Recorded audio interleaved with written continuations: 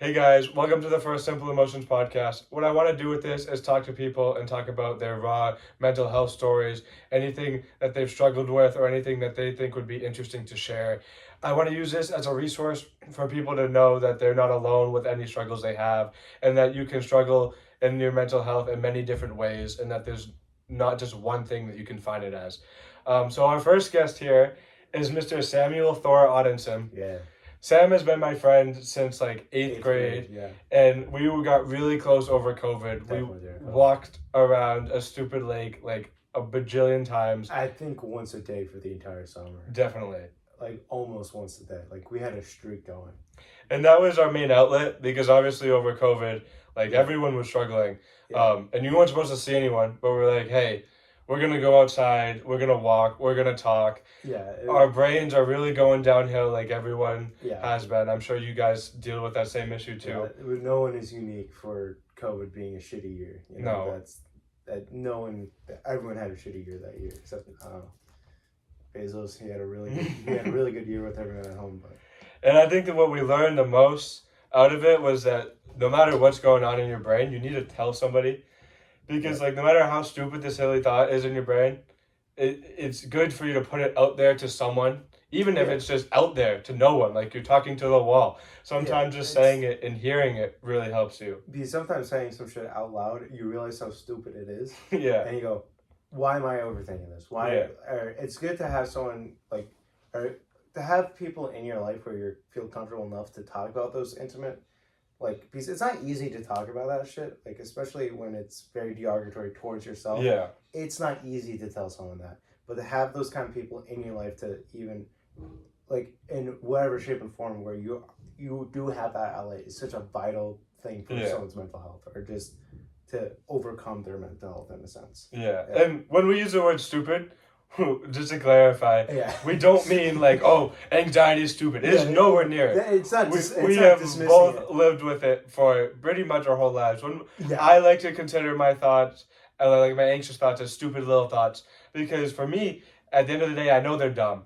Obviously, in the moment when you're thinking them, they seem very real. Yeah, But and they are in an emotional sense. yes, The actual seriousness and the actual, like, even sometimes the validity of those emotions can be, over exaggerated. Yeah. And that's because of your negative mental health. yeah, Like it's stupid, but it's not at the same time. yeah. It's like stupid but justified, because you always think something that really isn't true, but for some reason your body feels it. Yeah. Like when I'm walking into class, when I study for 10 hours, I'm like, oh my God, I'm going to fail. It's like, no, you're not. Yeah. But your body feels it, but your brain feels it, but you know it's not true. If that makes any sense. It's almost like a distinction, or like this is what, for me, this is how I like to distinguish it. It's like you are yourself, and then you're also your brain. Your brain's Yeah. those initial thoughts, those negative thoughts, and then you is like that kind of self-awareness you have of like, no, that's fucking stupid. Yeah. Like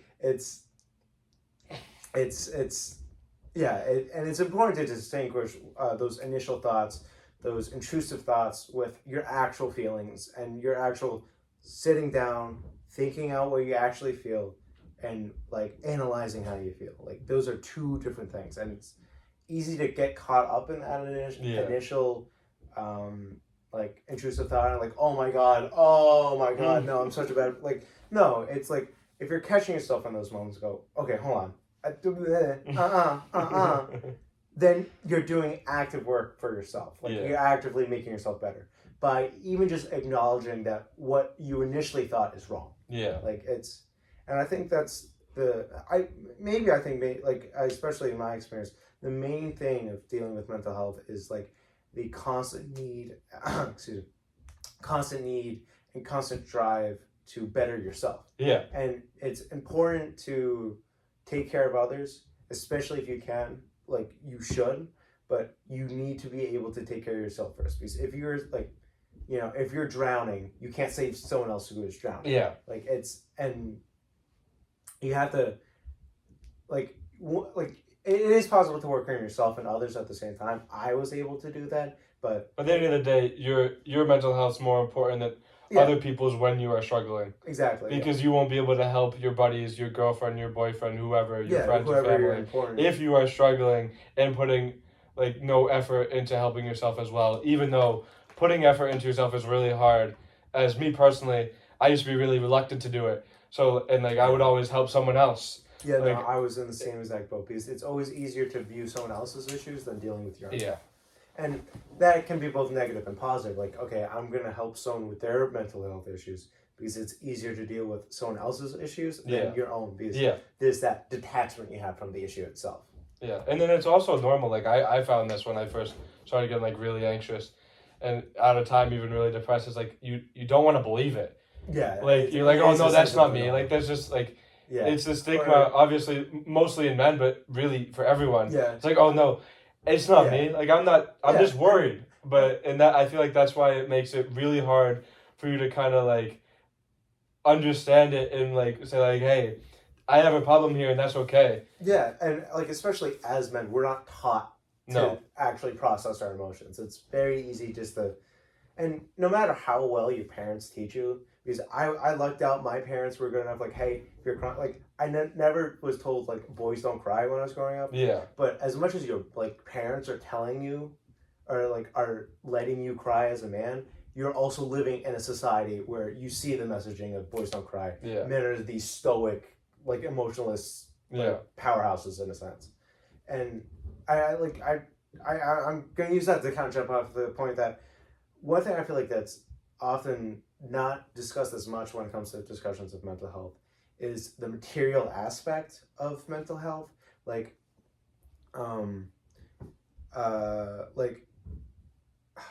hold on, this is the type of shit you're gonna fucking edit out where I start stammering and losing my point. Like, because one thing that I was about to start talking about is like, especially where you feel stupid for feeling bad, is a sense of guilt. In my case, because again, I grew up in like as close as perfect conditions as you can to loving parents, never got yelled at, never got hit, right? But I still had negative mental health, and it's just where like, what the fuck is wrong with me? Yeah. Because if you on paper I should be doing fine, but I'm not.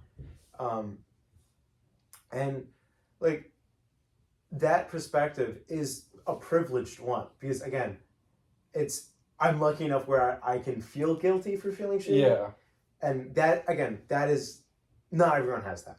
And I think it's really important to like discuss mental health, especially in like poorer communities and minority communities. There is a huge problem with mental health, and it's because you're just in a constant state of stress. Yeah. And just like everything is pitted against you. So of course you're gonna feel shitty all the time.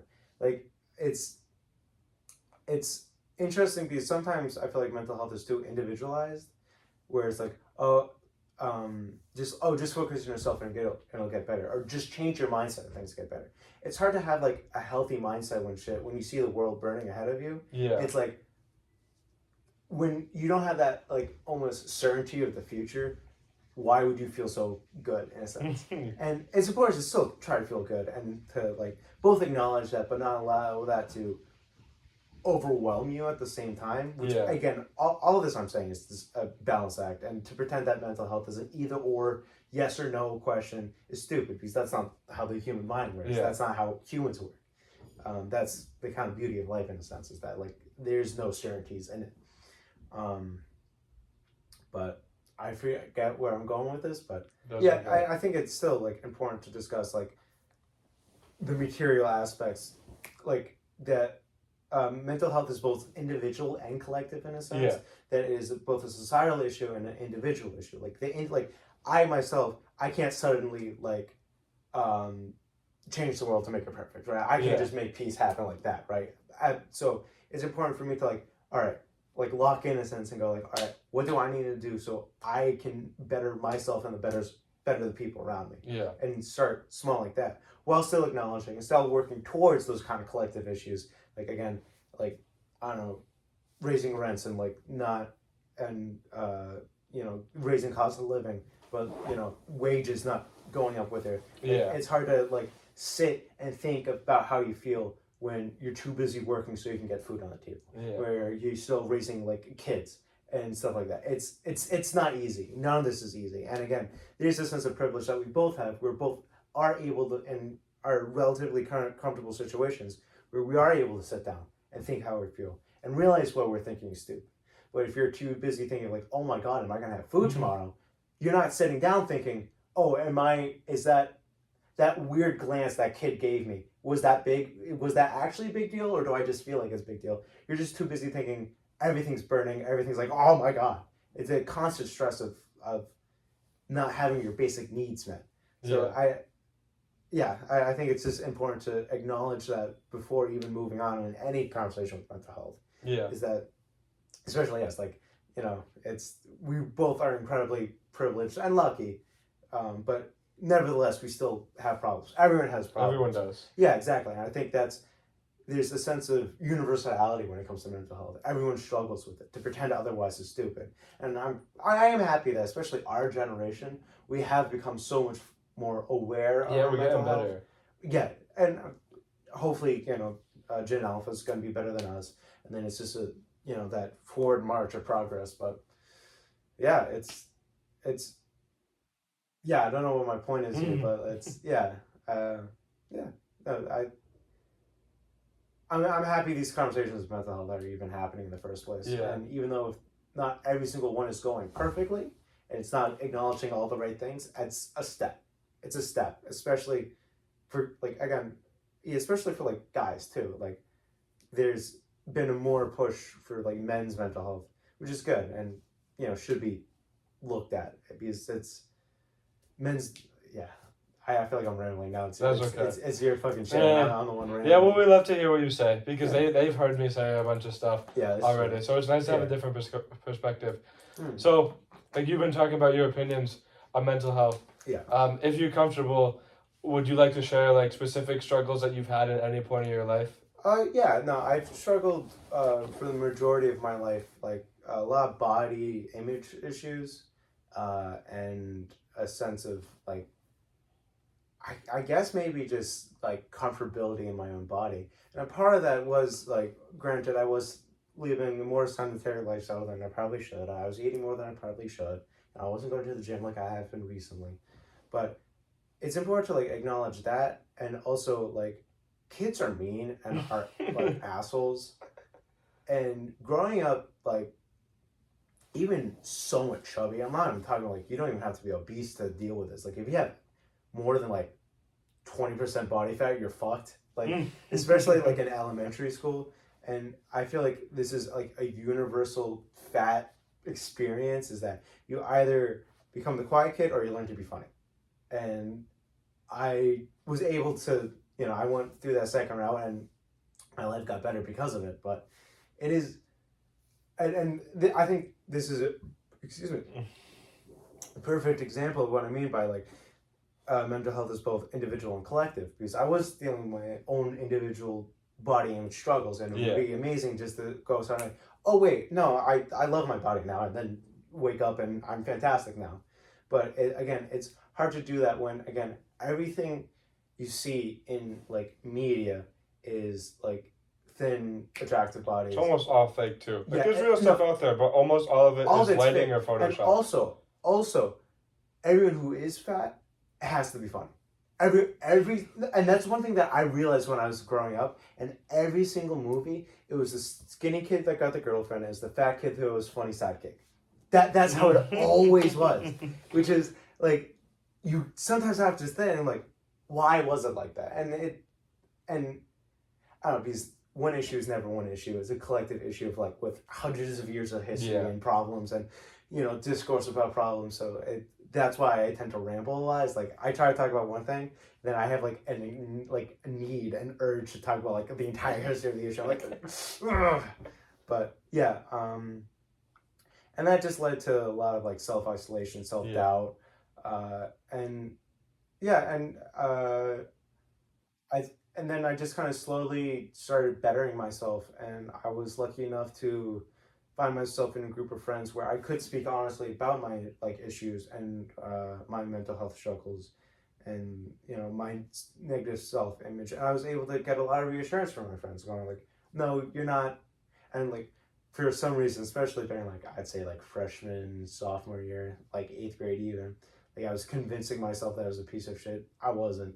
But and maybe it was just more like a justification for me feeling shitty. But especially like, like these past 2 years have been such a great jump for mental health for me. Now, granted, COVID caught, like we were talking about this, COVID caused a nosedive for everyone, right? No matter where you were in life, it was a nosedive, especially mentally.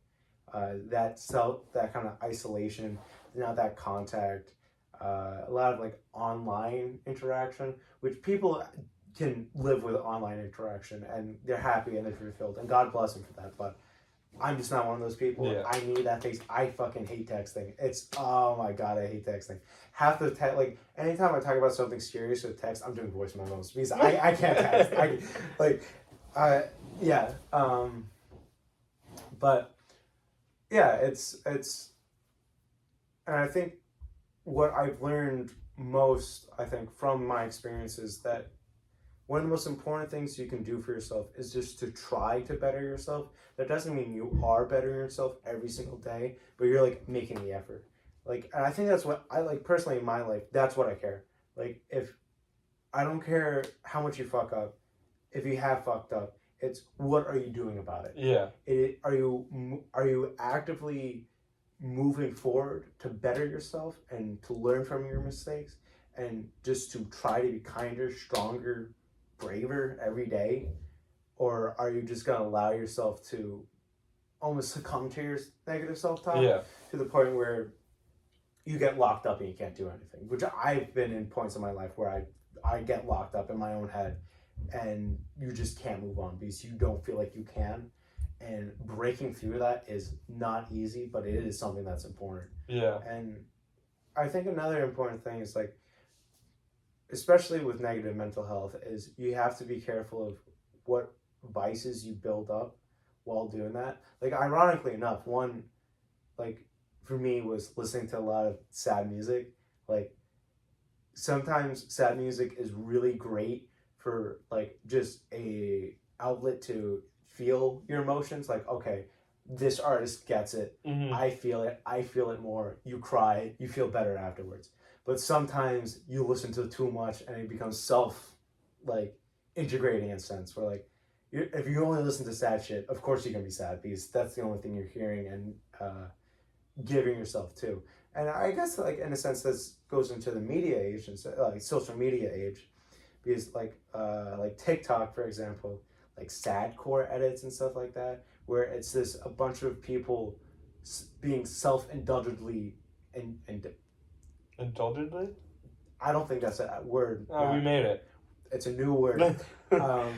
Like, feed into their sadness. Like, oh my God, I'm so sad. Like, look at me as a tragic figure because I'm so sad. And oddly enough, this, I'm not going to turn this into a rant about BoJack Horseman. I'm stopping myself from doing that. But it's important to not just accept the fact that you feel shitty and, like, there's no way to do it. And there are paths, and it's not easy, and it's obviously easy for me, who's out on the other end, to say, oh, just do this, just do that. But I understand enough where it's not, it just doesn't happen overnight. No. Like, and there's no right or wrong way to do it. No. As long as you chip away at it, and like even little bit, it doesn't even have to be day by day, no, week by week, month by month. It's whatever you any progress is good progress. Exactly. And I think that another important thing is just, like, understand kindness for others and empathy for others. Yeah. Especially for people who are going through that shit. Like, especially, again, to talk about the social media age, I feel like there's just been an intense lack of empathy where, like, we've unlearned empathy in a sense with like, cringe culture. like, I remember there's a video I saw where there's a woman on TikTok going, like, this is my first time brushing my teeth in months. Now, that sounds crazy. Oh, yeah. I know where you're getting at. And now that sounds crazy, and it's a bunch of people like, oh my God, look, what, for months, and it's like a powerful moment for her. Like, she couldn't do it for months. No, and that's what I mean, that we've almost unlearned empathy in a sense, where, like, we're not able to sit and go, oh my God, you feel so locked up that you can't even do something as simple as brushing your teeth. That is, now, thank God I never got that bad, but, like, it is just, like, it can be that rough for people, and it's hard for people to understand that. So they just see that and, like, think, oh, that is out of the norm, so that's immediately bad. Yeah, there is no norm. Yeah, and I mean, there is, well, here's the thing. there shouldn't be, but there is. Yeah. And I think the issue is that the norm has almost like a moral element to it. So if you're not following the norm, then you are bad in a sense. You have like, no, I'm not going to use religious terminology for it, but like you did something bad, and then you are shunned for doing something bad, or made fun of, or like you deserve to have shitty things done for you because you did a bad thing, and that bad thing is not going along with the norm.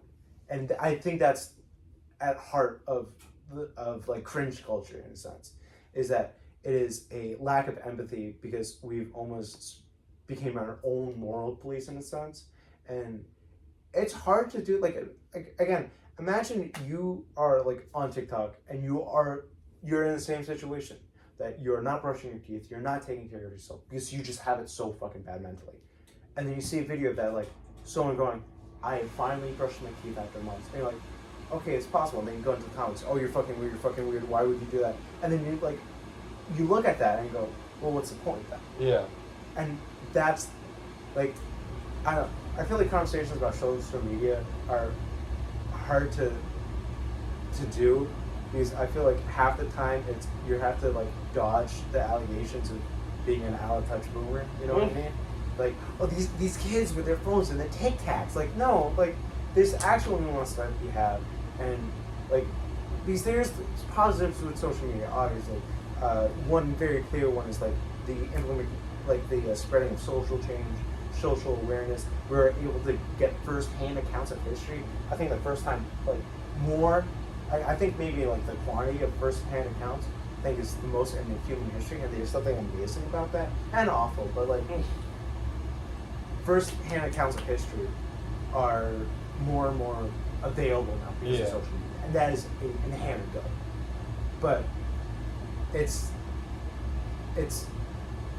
important to acknowledge the benefits of that, and there has been also a almost paradoxical increase and decrease of social connection, because it's easier to talk to people and see how they're doing, but it's also people are not presenting their lives as their lives, but almost as like products of their lives, and that's what you got on your Instagram feed, your Twitter, or whatever.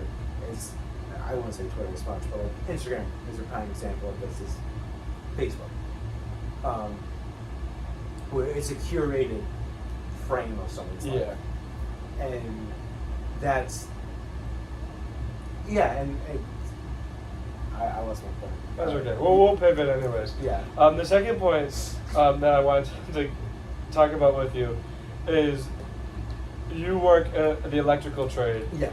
You went to Bay Path, which is a vocational school, where so traditionally you don't go right into college. Yes. Obviously, the way the world is now, the like stigma is like, oh, you have to go to college, you have to get a degree, you have to get a good job. Yeah. Obviously, that's not true. Like, that's not what you have to do, but that's what people will think. And like, if I'm at a college and I go, oh, I'm hanging out with my buddy, and they go, oh, where does he go to school? And I go, he doesn't. But most people will like kind of be like, oh. Yeah, it's a noticeable jump. So I'm curious how you've been doing navigating that stigma, and like I know that you've been enjoying your job, but still, is there that underlying stigma that is like, maybe I shouldn't be doing this? I don't think it's, for me, I don't think it's much of a stigma as much of a sense of FOMO.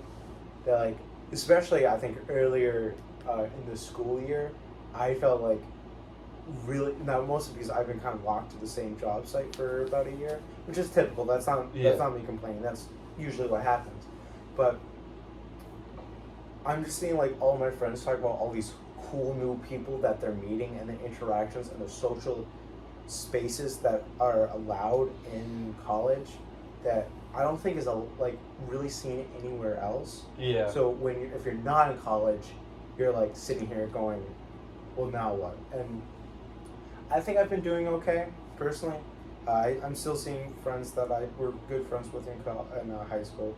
I'm making friends with coworkers. Like, it's not the end of the world. Like, I'm going to a Halloween party, like a college Halloween party tonight. You're still living your life. So I'm still living life, but it's also not the same type of life. I think it's not as sociable, and it's not as you're not seeing everyone your age around you. Like, I know one other person in my life that I actually rock with, that I can talk trades, like, who's my age, and I can talk trade shit about her, and she understands what I'm talking about. Like, I can talk about, like, what I'm doing at work, and you can go, okay, that's cool, Yeah. but you're not really getting it. Well, she does, and honestly, it's this same here. Like, you can talk about college shit to me, and I'm going, oh, okay, that's cool, but I don't really get it. Yeah. Like, I can understand it, but I don't get it.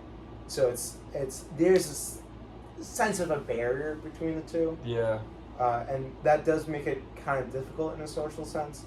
But it's also not like, it's not the end of the world. And That's good. I think I've lucked out where I think I would feel more shitty if it was work that I didn't enjoy. But I lucked enough where I have a passion for electrical work, and I didn't have like a want really or a desire to go to college because I would be going to go, and like I don't want debt to befollow me just because it was just the right thing to do or the normal thing to do. Like, I do plan to go to college later in life. Like, I want to be an electrical engineer eventually, but I just want experience in the trade before I start doing that. And like, for whatever reason, say you wake up one day and like you hate it, you're not tied down to it. Exactly. Like, I feel like people get caught up in the loop of like they have to go to a job that makes a lot of money. Like, yes, money is important. Like, I go to a business school, I'm not gonna be like bashing on money, but like at the end of the day, you should value happiness over money, at like any time. Yeah. Like, because if you're happy, and you have a job that you're happy with, at the end of the day, you're gonna bring home enough to make you like live a happy life. Like, there's that's the lucrative lives that are like awesome, like you can do whatever you want because you have an infinite amount of money. But at the end of the day, if you have a job that makes you a lot of money, you're gonna have to do that job. Like, it's not like what you see, like you said, online. And like I even experienced it with my dad. Like, he hated his job for like 30 years or so, and he was like miserable a lot. But fortunately, he did get like he had a good salary. But he was always like, he would tell me, he's like, Cam, get a job you like. Like, it is so much more important to be happy. And I think it's easier for us now to just talk about that. Like, hell, like, I was able to like comfortably turn down a job opportunity because it's a type of work that I don't think I would be happy in. That paid much more than I get paid now. But I think the reason why I felt so comfortable to almost deny it in a sense is that we don't have the same responsibilities as our parents do. I don't have to feed a kid. Yeah. I don't have to pay for a house. I don't, like, especially at our age, it is easier to find a career or a job that makes us happy first and then think about salary after.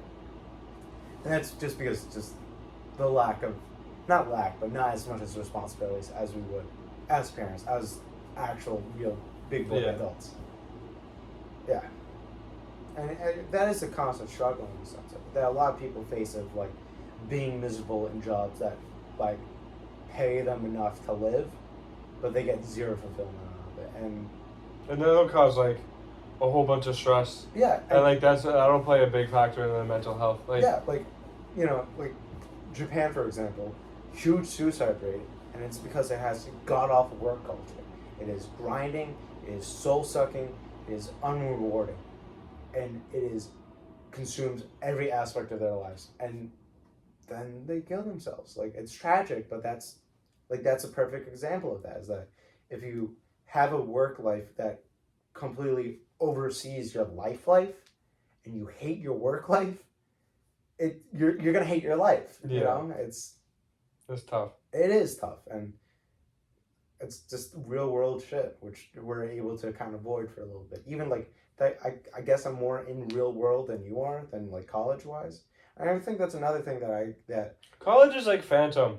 Yeah, like when you're on campus, like more or less you can do whatever you want to do. Yeah. Like, you live with the same people, you have the same areas. Normally, you do the same thing every weekend, and like the things you do, like you go out and party on a Friday night, Saturday night, like it's fun. Yeah. But like, that's not real life. Like, when you graduate, like obviously that's the whole thing of college experience and why it's good and like why you live it once, and like you said, how people that don't go, they could feel FOMO, even though that's like it's okay. Like, you don't need that, but like you kind of get entitled in the college life. Like, I'm not a big partier, but like last night I stayed up until like 1:30. Like, I got back to school at 11.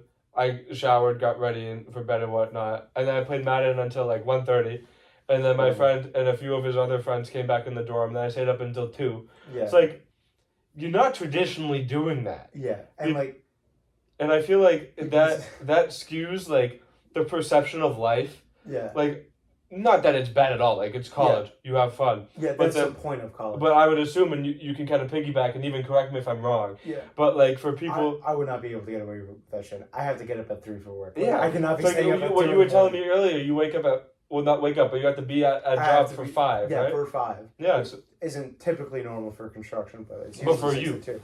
But yeah, like sometimes you get into a shitty schedule, like or not city, but like a really early schedule like that. So you can't be out partying all the time.